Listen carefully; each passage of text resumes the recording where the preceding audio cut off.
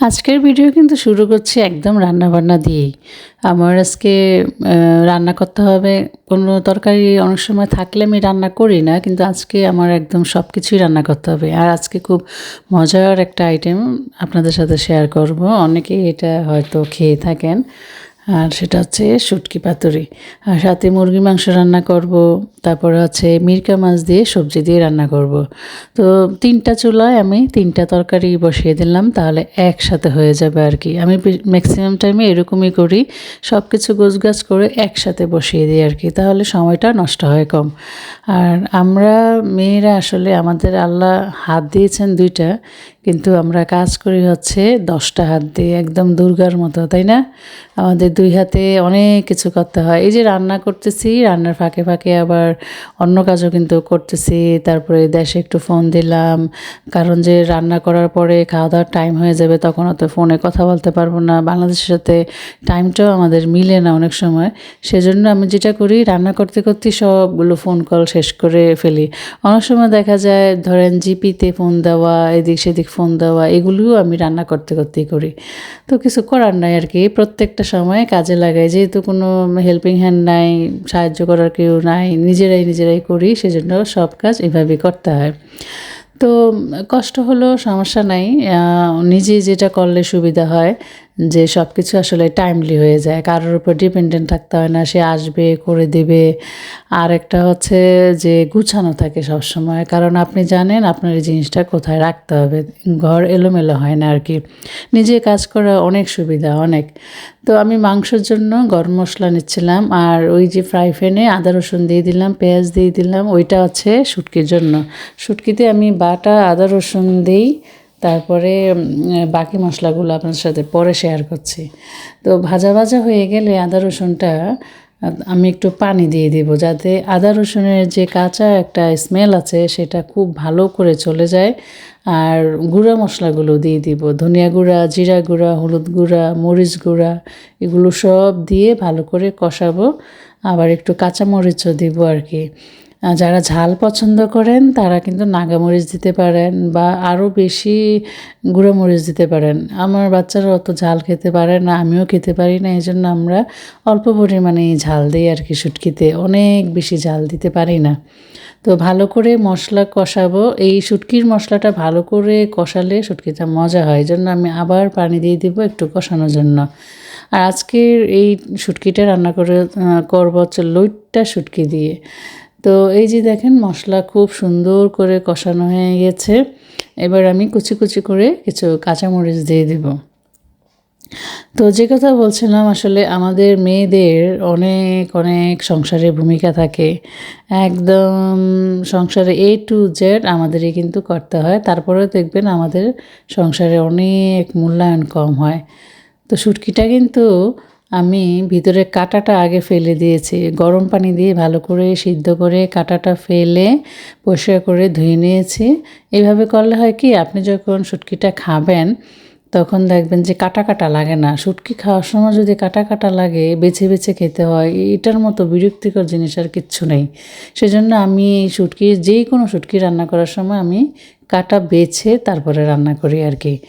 তো এই শুটকিটা এবার আমরা ভালো করে কষাবো, একদম যখন শুকনো শুকনো হয়ে যাবে ততক্ষণ পর্যন্ত আমরা এটা রান্না করব। প্রয়োজনে আরেকটু পানিও দিতে পারি হয়তো, যদি লাগে আর কি। তা আমি আবার চুলাটা চেঞ্জ করে ওটা ছোট চুলায় দিয়ে দিলাম, বড় চুলা নিয়ে আসলাম মাছের কড়াইটা। তো মাছের মশলা কষানো হয়ে গেছে, ওইখানে আমি মাংসর কষলা মোটামুটি কষিয়ে ফেলেছি। তো এখন সবজিগুলো দিয়ে আর একটু কষিয়ে তারপরে হচ্ছে পানি দিয়ে দিব আর কি।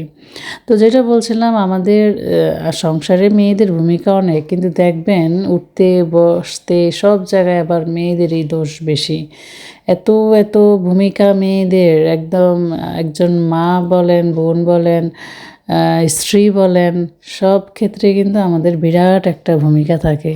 কিন্তু কেন জানি দেশের যারা, সব পুরুষরা আমি বলছি না, কিছু কিছু মানুষ এই সংসারে মেয়েদের মূল্যায়নটা কম করেন। একটু আপনি তাকে পজিটিভলি যদি মূল্যায়ন করেন, তার কাজগুলোকে যদি আপনি অ্যাপ্রিসিয়েট করেন, তাহলে দেখবেন আপনার সংসারে অনেক শান্তি। আবার কেউ কেউ আছেন নিজের মা বোনকে যেভাবে দেখেন, নিজের মেয়েকে যে চোখে দেখেন, অন্যের ঘরের মেয়ে, অন্যের ঘরের ওয়াইফ, বোনকে, মাকে সেই চোখে দেখতে পারেন না, সেই রেসপেক্টলি দেখতে পারেন না। এটা কিন্তু আরও খারাপ। আপনি যদি আপনার মা বোনের নিরাপত্তার জন্য সব কিছু করতে পারেন, আরেকজনের নিরাপত্তার জন্য সেরকমই করবেন, তাকে সেই রকম রেসপেক্ট দিয়ে তাকে প্রোটেক্ট করবেন।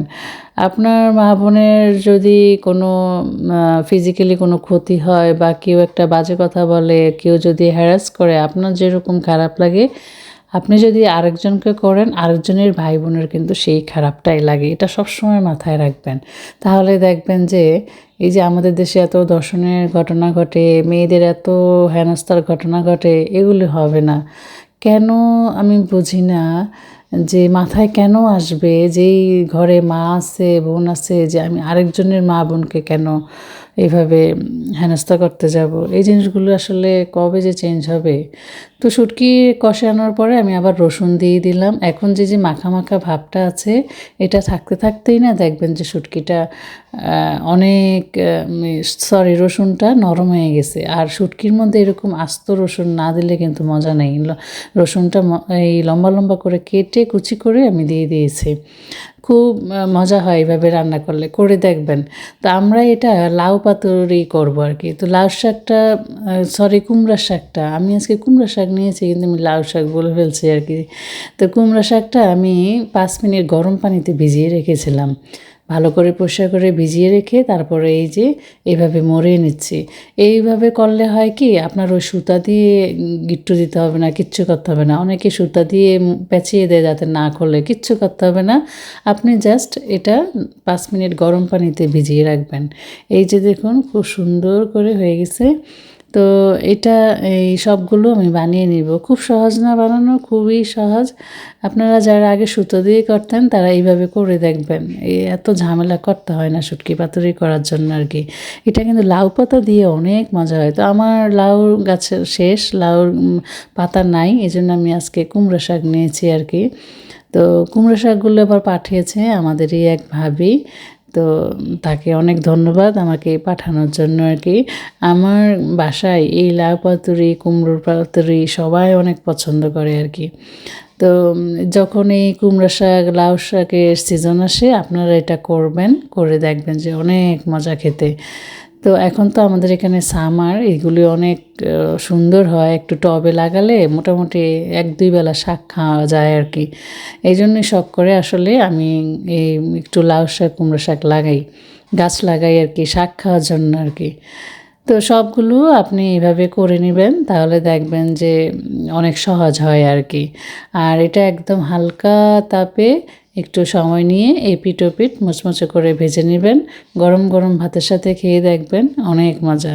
আমাদের বাংলাদেশে যে ট্রেডিশনাল খাবার দাবার আছে সেগুলো আসলে অনেক মজা। আমরা অনেক সময় ধরেন সময় বেশি লাগে, কষ্ট, সেজন্য করতে চাই না, কিন্তু ধরেন বছরে 1-2 বার খাওয়াই যায়, না কি বলেন? তো সবগুলি আমি আগে তৈরি করে নিব, তারপরে ফ্রাই প্যানে বসাবো আর কি। আর আমার ভিডিও যদি আপনাদের ভালো লাগে প্লিজ আমার চ্যানেলটা একটু সাবস্ক্রাইব করে দিবেন।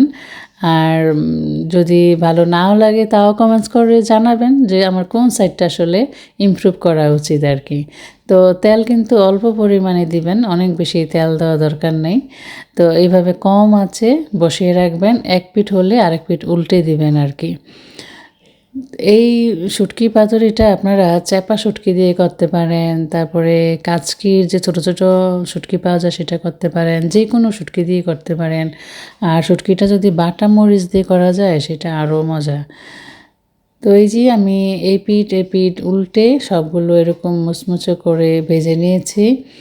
তো আপনারা যারা বাসায় ট্রাই করতে চান করবেন, আমাকে কমেন্টস করে জানাবেন আপনাদের কেমন লাগে এই লাউ পাতা, কুমড়া পাতা দিয়ে শুটকির পাতুরিটা আর কি।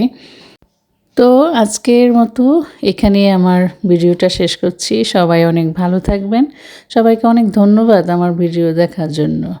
আল্লাহ হাফেজ।